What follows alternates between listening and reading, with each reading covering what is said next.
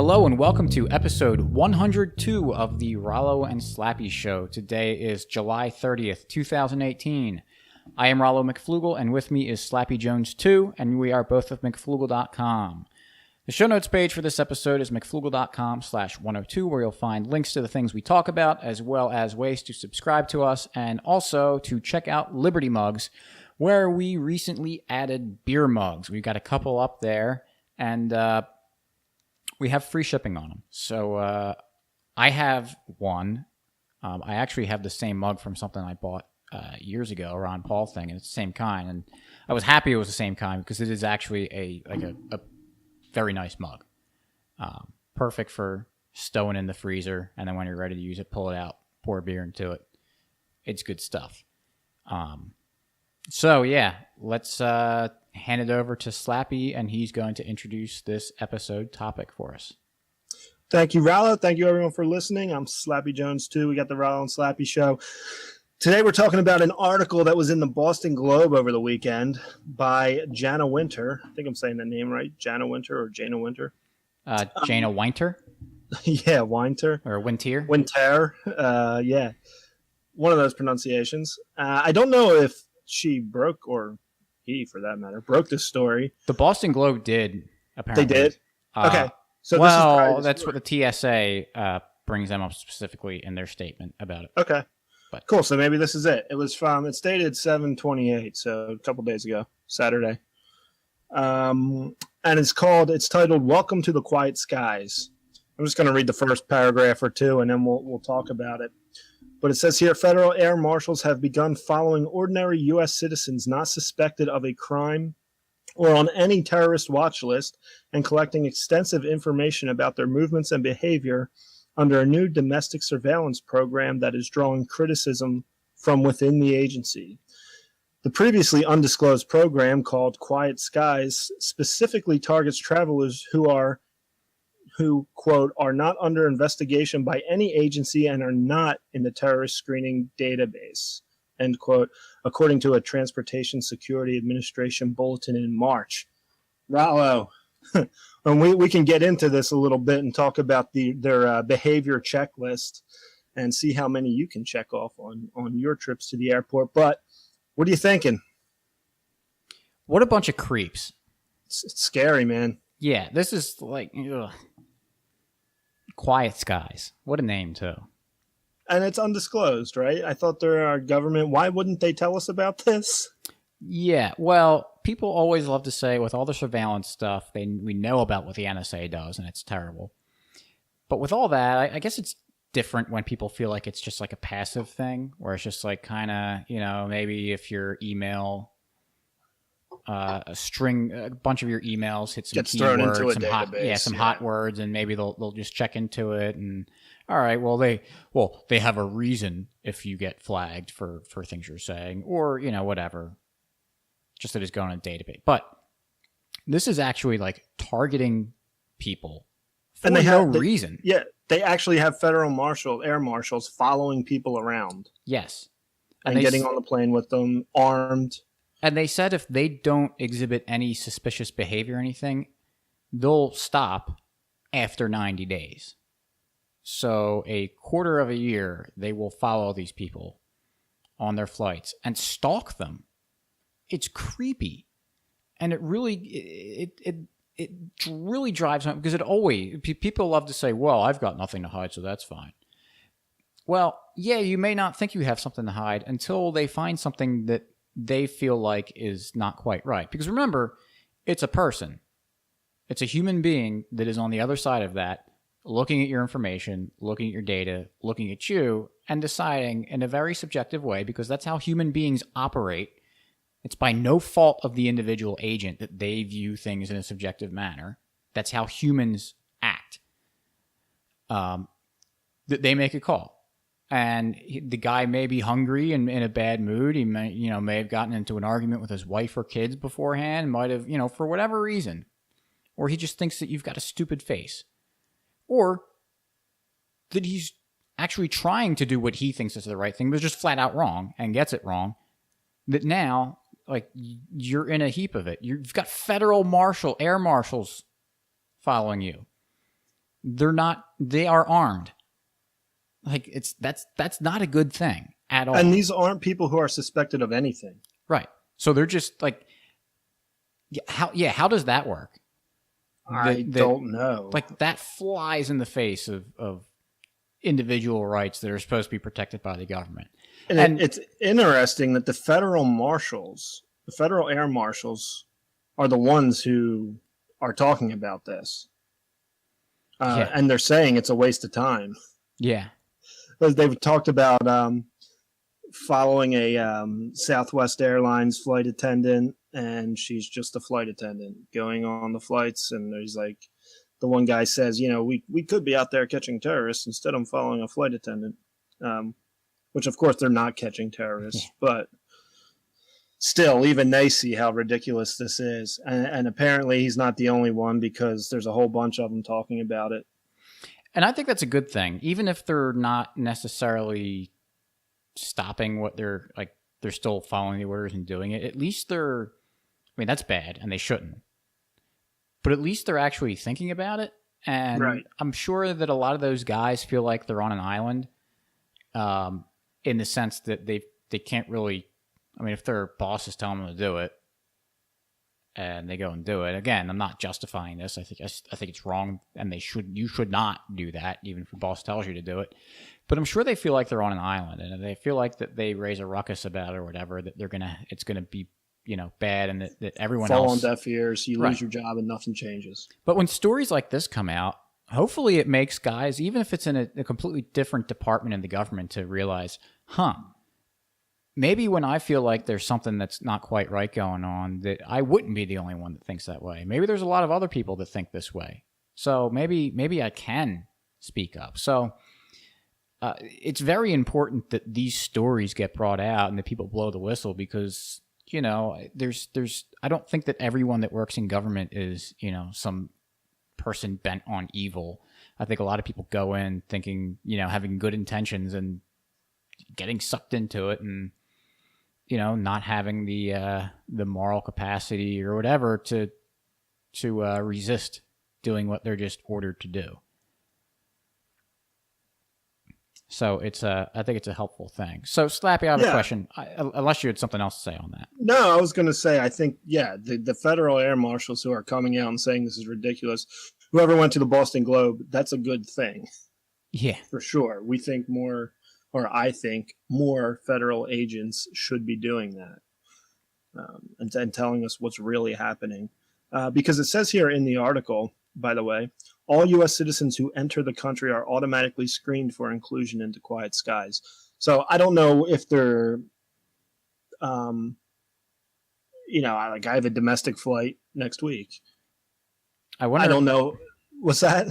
I wonder if they just did that so they can say, like, we're not discriminating against anybody. It could be, but that's thousands and thousands of people who could be put into this. And the federal air marshals are given a checklist that they fill out while they're following this person through on their travel. I know you did say before I get into this, did you have a question? Yeah. So it says in the article that they do this for about 50 people a day. And so what would you say to someone that says, well, guys, all right, I get that it's not a great thing to doing that, but it's only, how how many people fly on any given day? Yeah, right. How many thousands of people are going hundreds through? There's of thousands, I'm sure. And there's only 50. So maybe this isn't such a big deal after all. Yeah, maybe it's not. Maybe we should allow them to do this because it's only 50 people and they're it's just for your safety. And they're getting information from it. So what would you say about it's only 50 people? Do you want to be one of the 50? Yeah. Do you want, your wife or your kids to be one of the 50?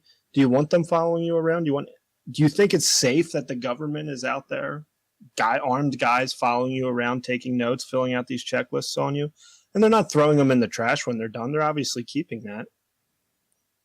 Well, the thing is, if we're supposed to be, individual rights and liberty here, doesn't matter if they're doing it for everyone or if they're just doing it to one person. That's still a violation of his rights. And when someone has the reaction that, well, looking at the numbers, it's a small percentage, then they believe that the government dominates the individual, like explicitly. Well, we know that that's what the government does, right. But people don't like to explicitly say that or acknowledge that. They make excuses for it, but this is like Talk about the land of the free. Yeah, this really kind of goes flies in the face of any sort of reasonable. I mean, it really does sound pretty dystopian in a sense. I mean, if they were doing it to everyone, it would be, right? Yeah. But then we say, oh, it's only 50 people a day. Yeah, I know, quiet skies. Well, what could they name it though? Because if they named it like "We're following innocent people," being creepy. Yeah, that doesn't make it any better either. So I guess I don't know. You know what? I wonder if there's just people being like, let's come up with a cool name for it. I would love to know how they come up with these things. And then they end up like what they think is cool ends up just sounding like the creepiest stalkerish thing in the world.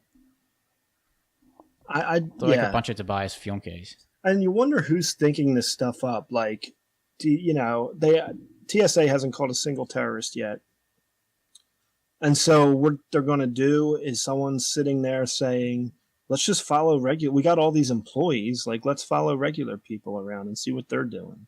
Yeah, it's probably what it is. Like what? It's not like there's usually. Well, it seems like a lot of the time when government comes out with these stupid laws, it's in response to something that's some kind of hysteria that's overblown, and then they have to step in and act. But in this case, like was there a big news story recently that I missed where some normal regular person got on a plane and blew it up? I must have missed that if it did. Yeah, I don't know. So it's like they're sitting around trying to think of things to do. Very creepy, very scary. And then it was also undisclosed. The federal air marshals are the ones who blew the whistle essentially on this. Yeah. So what else are they doing? What else aren't they disclosing? We can look back at all the CIA files, MK Ultra and Northwoods and all these things they were talking about, and we look at that, and I think most normal people, normies, when I say normal, they think, yeah, well, that was back then. That stuff doesn't happen now. But Snowden with the NSA, all that stuff, like this stuff happens all the time, and who knows what they're doing that isn't getting out. Yeah, I mean, it's important to be aware of it and to do what you can to make other people aware of it and try to stop it. Absolutely. Before we go to your list, I think this is a good time to read the TSA statement since we're talking about what their intentions are and everything. Yeah, remember, by the way, this is a government of the people, for the people, by the people. Absolutely. So yeah. We are TSA. This is actually our statement to you. Yes. To me. It's our statement to us. This is from the CBSNews.com article, Lawmakers Want Answers About TSA Program That Tracked Americans. This will be linked on the show notes page. So here is the TSA statement. The primary purpose of this program is to ensure passengers and flight crew are protected during air travel. Contrary to the article, Welcome to the Quiet Skies, published by the Boston Globe, the program doesn't take into account race and religion and is not intended to surveil ordinary Americans. In the world of law enforcement, this program's core design is no different than putting a police officer on a beat where intelligence and other information presents the need for watch and deterrence. The program analyzes information on a passenger's travel patterns, and through a system of checks and balances, to include robust oversight, the program effectively adds an additional line of defense to aviation security. With routine reviews and active management via legal, privacy, and civil rights and liberties offices, the program is a practical method of keeping another act of terrorism from occurring at 30,000 feet. Well, thank goodness for that. Because there's checks and balances, nothing to worry about. I'm good with it now. I actually didn't read that beforehand. I should have, because we should have picked another episode topic for this. Yeah, the Boston Globe doesn't mention the checks and balances. And, I had no idea. And you know what? They don't take into account race and religion. Well, that's true. So what's the problem? And also, I like this. There's some people out there in the Twitter sphere that do this, so it's legitimate. Even though they surveil ordinary Americans, they don't surveil ordinary Americans. Perfect. So yeah. So you got nothing to worry about. Also, it's for your safety.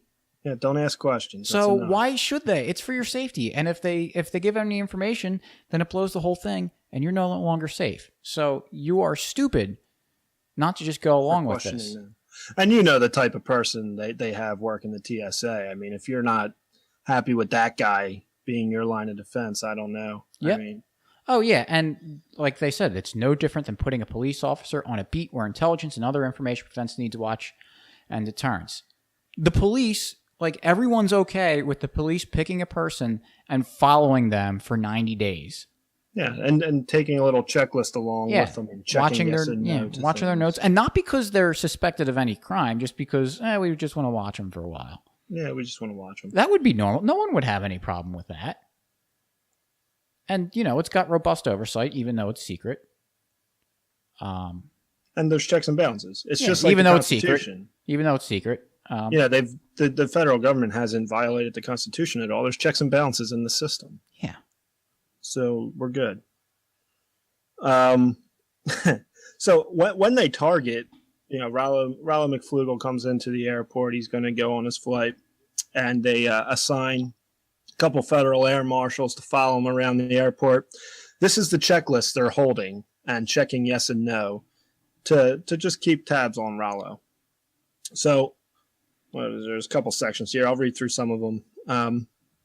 One, subject was abnormally aware of surroundings. And so here are the things they're looking for to determine if you're abnormally aware of your surroundings. Like you don't walk into walls or something?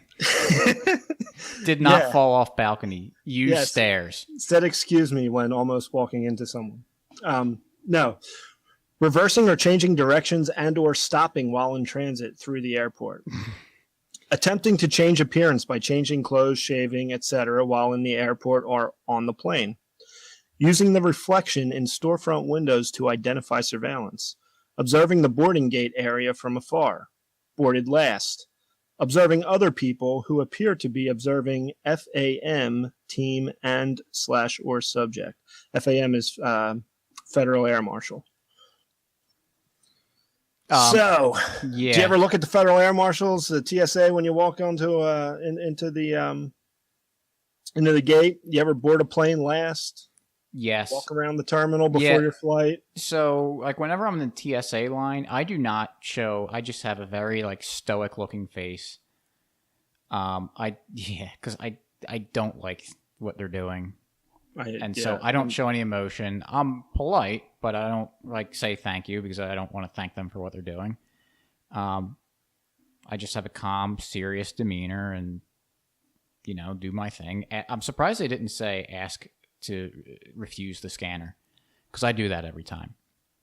But yeah, also I stop and start walking through the terminal and looking around all the time because I'm probably adjusting a bag. Or just looking around to see what food there is, even if I'm not intending to get any food, just because I like to see what's in airports, I guess. And just also looking for a bathroom, looking for where I'm going. And it's, it's funny when I first read that, starting and stopping through the terminal that is me. That is I do that all the time. What were some of the other ones? Because there were other ones that hit. In the ones I was just reading? Yeah. I don't know. Do you ever shave? At the airport, I never done that. I don't think but I know so, people but I do, are on their way to meetings. I do often throw the glasses with the nose and the mustache on. Yes, so that's one. I mean, at that point, they're looking for someone that once I come out of the bathroom dressed like that, they don't even know. Well, a couple of things. Observing the boarding gate area from afar. Oh, yeah, that's right.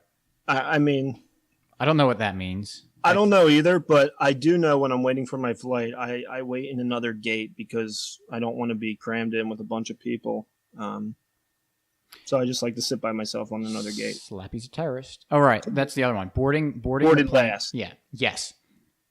I never it was probably one time that I boarded one of the first zones, and even still, when you're at the gate. And they say, boarding zone 1 or zone A, everyone gets up.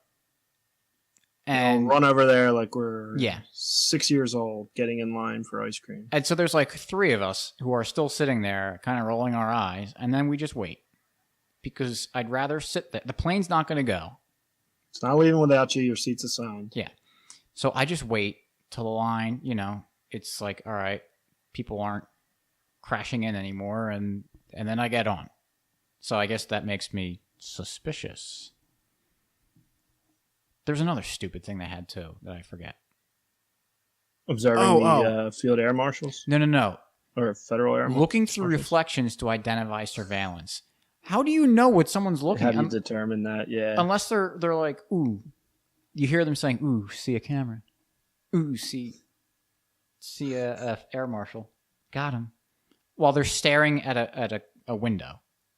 They can see their reflect. Like, I don't know. Maybe they can do that, and I'm just not aware of those security type things. I mean, that is a good way to not directly look at something, look in a mirror. But I mean, do people do that? I don't know. I'm guessing they get a lot of no checks next to that one. I hope. Number 2, subject exhibited behavioral indicators. Now, these are, whatever. Excessive fidgeting, excessive perspiration, facial flushing, rapid eye blinking, Adam's apple jump, rubbing, wringing of hands, strong body odor. I hope I don't have the strong body. Yeah, you got to be on the plane next. I know. Sweaty palms, trembling, cold, penetrating stare, exaggerated emotions, gripping / white knuckling bags, wide open staring eyes, face touching others. I mean, so people who might be nervous on planes, basically. That's the case. Yeah, you'd get a lot of yeses from someone who's nervous. So the air marshals walk up to their target and be like, Shake hands. Excuse me, can I touch your palm to see if it's sweaty? Yeah, hey, how are you? My name's John. Nice to meet you. Oh, your hand's sweaty. Just touching your palms. Ooh, you're trembling. Your Adam's apple keeps jumping. So how do they? I guess they can't target women then. No. So. Or is that how they determine it's actually a man? Yes, exactly. Maybe that's what they're getting trained for. Actually, is picking transvestites out. Well, you might get that from number 3 here. So, subject's appearance was different from information provided. So, some of the things: lost weight, gained weight, balding, graying. Yeah, I'm going bald. That means I'm a terrorist. Hair length / style change, goatee, visible tattoos, visible piercings, beard, mustache, apparent altered experience. I don't know. Wow. What that means. Clean shaven or other. So if you have a beard, a goatee, or you're clean shaven, you're a target. Or you're just a slob, doesn't like to shave a lot, like me sometimes. Yeah. No, that's me too. I actually had a beard like last week or so. I remember that. Yeah. This one I thought was interesting. Subject slept during the flight. No one sleeps on an airplane, so that's really suspicious. Yeah. Which I don't even know what that tells. If you're sleeping during the flight, is that good or bad? I don't know. Subject slept during most of the flight, or subject slept briefly. It's just, I guess they're just taking their notes. I don't know. I don't know. They don't say what it means. Like if you're sleeping, that means you're a terrorist, or if you're not, they're just checking off whether you did or not, and keeping it in their file. Some general observations. Provide detailed descriptions of any electronic devices in subject's possession. Does he have checked baggage? In possession of a cell phone? In possession of multiple phones? Used phone to talk? Used phone to text? In possession of computer? Seated in first / business class? Used lavatory? In possession of any unusual items? Traveled with others? Met with others in the airport? Engaged in conversation with others? Subject initiated conversation with federal air marshals, carry-on baggage, other notable activity. Subject engaged in more than casual contact with an airport or airline employee.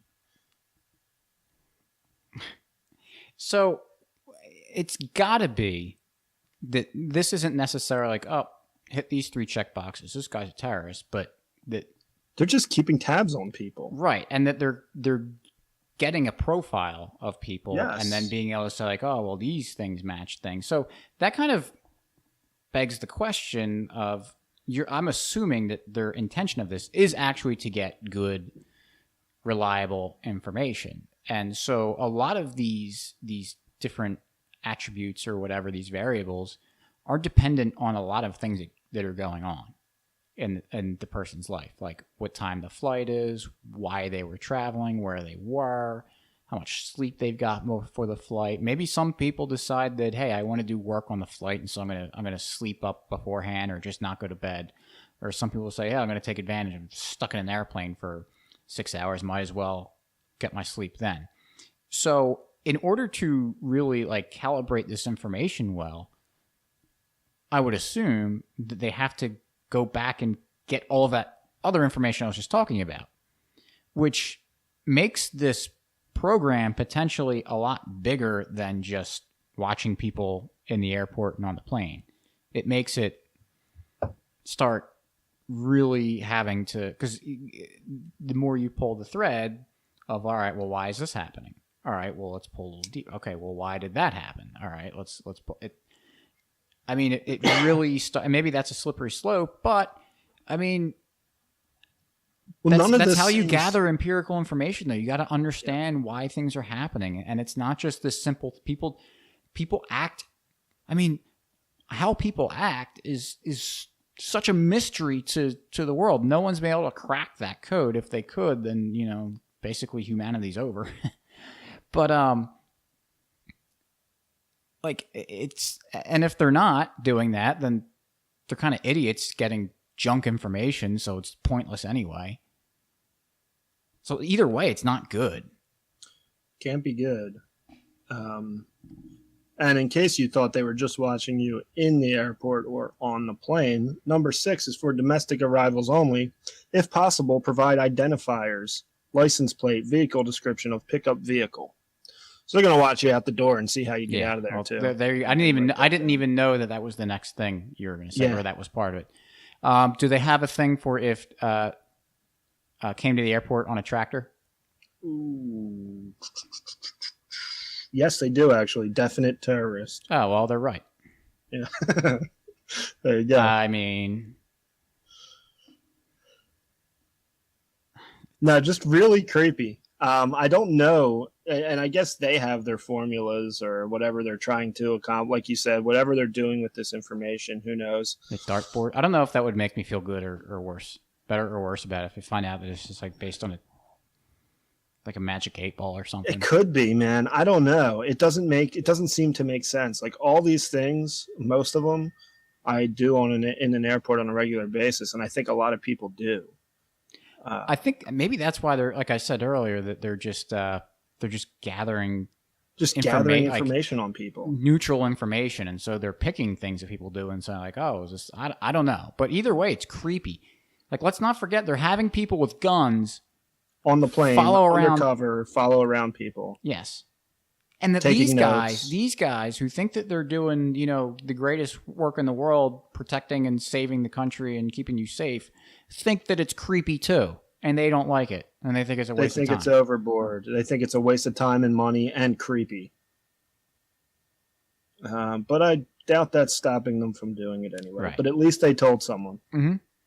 So I'll take that step in the right direction, I guess. Yeah, I guess we'll give them credit there. And Philly, all the major airports are here. Mm-hmm. Boston, New York, Philly, D.C., Miami, Atlanta, Chicago, Detroit, San Francisco, Los Angeles, Phoenix. Even some small ones, Harrisburg, Myrtle Beach. Harrisburg is one. Wow. Yeah, Harrisburg. It doesn't say which New York City airport, but JFK, LaGuardia, probably JFK. Doesn't say what Chicago airport either. Oh, there's 2 Chicago airports? Yeah, O'Hare and Midway. Midway, okay. Yeah. Yeah, so, at least they're keeping us safe, right? Yeah, I mean, we should thank them for keeping us safe. And don't ever ask them, because then, it would ruin everything, so you can't ask them. Yes, and they won't tell you. Respect them. All right. Yeah. Anything else to add on that one? No, just that, I mean, if you're talking to someone and they're like okay with the NSA and their surveillance state, bring this up, because I think this is a very useful tool to use to be like, you think it's okay for guys with guns to follow people around on planes for 90 days And take notes on take them. notes on them, Like seemingly arbitrary notes that really don't matter. and It's just people that really are creepy. that they don't suspect of doing anything wrong. They're just picking, for whatever reason, they're picking innocent civilians and stalking them. Like that's what it is. Yeah. And they're keeping a file. They're not, they're not throwing these out. right. So they follow you for 90 days and then they pick another guy to follow for 90 days. And who knows? Who knows what they're doing? Who knows what kind of blackmail they might be getting out of it, or what kind of case they could build against you from it? I have no idea. It's just really weird. And they're doing something with it. That's the other problem. They're not very I know we like to think that, it's secured vaults and everything with this government information. They're not very secure with stuff all the time, necessarily. There's leaks. There was something in the Department of Defense recently. There was a huge data leak with people's personal information. You don't think that criminals want to go in and get this kind of information like that? Especially if it's a lot more than just how they're flying on an airplane or something. I mean, any sort of this data is that it's like for criminal, like even if you assume that the government's just like not trying to be nefarious about it, there's a lot of people that would spend a lot of money to get this kind of information. And so they're going to be going after it. So just like it's dangerous, just that they have it, especially that you didn't give them permission. But there's got to be a reason. And I don't even, it wouldn't shock me if they're lying to the federal air marshals about why they need it. Because regular people aren't like your normal. I mean, there's not that many terrorists out there to begin with. One, and I don't think there's been any cases of regular people doing terrorist acts on airplanes. This doesn't make any sense to be there. Who knows why they're collecting? There'll be a little conspiracy theory-ish, but who knows why they're collecting it and what they're doing with it. But before we move on to the free market story, I'm just going to read the last sentence or two or paragraph or two, which talks about what one of the air marshals said, just so to show what they're thinking. So it says, one air marshal described an assignment to conduct the Quiet Skies mission on a young executive from a major company. Her crime, apparently, was she flew to Turkey in the past, the air marshal said, noting that many international companies have executives travel through Turkey. According to the government's own standards, there is no cause to be conducting these secret missions. That last sentence was a quote by the federal air marshal. So even they see it as being really weird and creepy and shouldn't be happening, and they're uncomfortable with it. So there you go. Yep. All right, you want to do the free market success story? What you got? So I remember there was a couple years ago that my parents got a vacuum sealer, which is I think I talked about it here before. You put your food in the bag, put it in this machine, it sucks the air out, seals it up, and it stores your food in the freezer a lot better than just putting it in a freezer bag or something. And I had talked to my mom about it before, and I know she said like she didn't like it. And I was thinking, I had bought one recently, like in the last 2 years or so, and I think it's great. It's simple, it's small, and I use it all the time. And I always like kind of wondered why she was so against using it all the time. So I was over there recently, and my mom was putting some food in the freezer, and she said, "Oh, this would be perfect for the vacuum sealer. Let me take it out and use it." And so I was like, "Yeah, it's good. I'm glad you're getting use out of something that's such a good tool." And as I'm saying this, she's like, I wasn't actually saying it, but thinking it, she pulls it out, and it's this monstrosity of this huge thing. And that's when I realized, like, oh, no, and it's got all, my things is just a hinge. You lift it up, you press it down, you click it, you press, there's like 4 buttons, very simple. This was like, and then you got to clean it by pulling these all parts out, and then I need the spare part because it's got worn out, and I was like, oh my goodness, no wonder, like no one would want to use that. That's like so complicated, big and bulky, has so many parts. And then she was using it, didn't even work well. So what is the point of this? Is that she bought that, or whoever bought that, got that a few years before I got mine.